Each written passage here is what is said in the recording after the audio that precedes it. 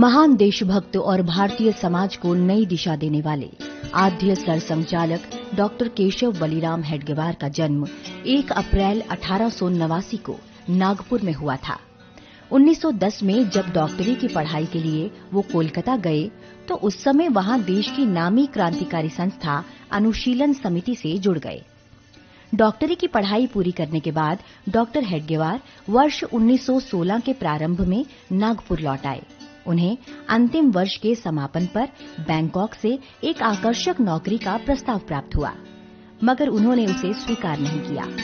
उनके कई सहपाठियों ने अंग्रेज सरकार की नौकरी स्वीकार की, मगर डॉक्टर हेडगेवार इस बारे में स्पष्ट विचार रखते थे कि उन्हें किसी भी कीमत पर ब्रिटिश सरकार की नौकरी नहीं करनी है। नागपुर लौटने के उपरांत डॉक्टर हेडगेवार ने अपने मित्र भाऊजी कर्वे के साथ मिलकर क्रांतिकारी समूह बनाया और देश की सेवा में साधनारत हो गए। पढ़ाई का तो बहाना था, मुख्य उद्देश्य था इनको भेजने का कि वहां पर देश भर के क्रांतिकारकों की कोऑर्डिनेशन कमेटी कलकत्ता में थी, अनुशीलन समिति उसको कहते थे। उस अनुशीलन समिति से संपर्क में आकर ये और वापस छुट्टियों में आएंगे तब क्रांति कार्य सेंट्रल प्रोविंस एंड बेरार के इलाके में स्थापित करें, और दोनों काम डॉक्टर साहब ने बखूबी किए। 1920 में जब नागपुर में कांग्रेस का राष्ट्रीय अधिवेशन हुआ तो उस अधिवेशन में पारित करने हेतु कांग्रेस की प्रस्ताव समिति के सामने डॉक्टर हेडगेवार ने एक प्रस्ताव का सुझाव रखा था कि कांग्रेस का उद्देश्य भारत को पूर्ण स्वतंत्र कर भारतीय गणतंत्र की स्थापना करना और उपनिवेशवाद के चुंगल से मुक्त करना होना चाहिए। इस सुझाव को उस समय के कांग्रेस नेतृत्व ने अस्वीकार कर दिया। 1921 में कांग्रेस के असहयोग आंदोलन में सत्याग्रह कर गिरफ्तारी दी और उन्हें 1 वर्ष की जेल हुई। डॉक्टर साहब धीरे धीरे इस निष्कर्ष पर पहुंचे कि स्वाधीनता की प्राप्ति के साथ साथ अगर एक शक्तिशाली राष्ट्र का निर्माण करना है तो सामान्य समाज को राष्ट्रभाव से ओतप्रोत कर जाति, भाषा, मत और पंथ से ऊपर उठकर एक दूसरे के लिए जीने वाला बनाना होगा। इन सभी बातों को ध्यान में रखते हुए देश की स्वतंत्रता की प्राप्ति और उसके पश्चात शक्तिशाली वैभव संपन्न राष्ट्र बनाने के उद्देश्य से ही उन्होंने राष्ट्रीय स्वयंसेवक संघ की स्थापना की। पूर्ण स्वराज के उनके सुझाव को कांग्रेस ने 9 वर्ष बाद 1929 के लाहौर अधिवेशन में स्वीकृत किया। इसी के बाद 6 जनवरी 1930 को देश भर में तिरंगा फहराने का आह्वान हुआ तो डॉक्टर हेडगेवार के निर्देश पर सभी संघ शाखाओं में 26 जनवरी को राष्ट्रध्वज फहराकर पूर्ण स्वराज प्राप्ति के संकल्प के लिए कांग्रेस का अभिनंदन किया गया।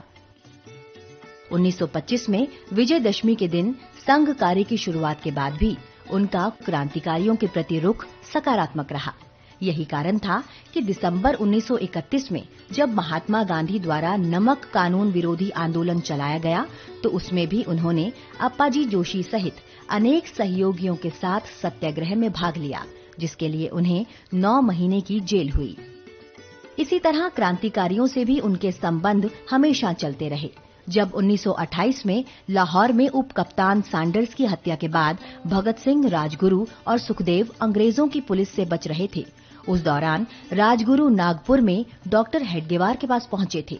उन्होंने एक प्रमुख संघ अधिकारी भैयाजी दानी के निवास पर उनके ठहरने की व्यवस्था की थी। वो सुभाष बाबू से मिले थे, वो सावरकर जी से मिले थे, क्रांतिकारकों से उनका तो संबंध था ही।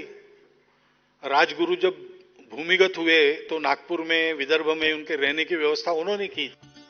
संघ की स्थापना के बाद से ही देश को पूर्ण स्वतंत्र कराना और समाज को संगठित करना ही उनका मुख्य उद्देश्य बन गया।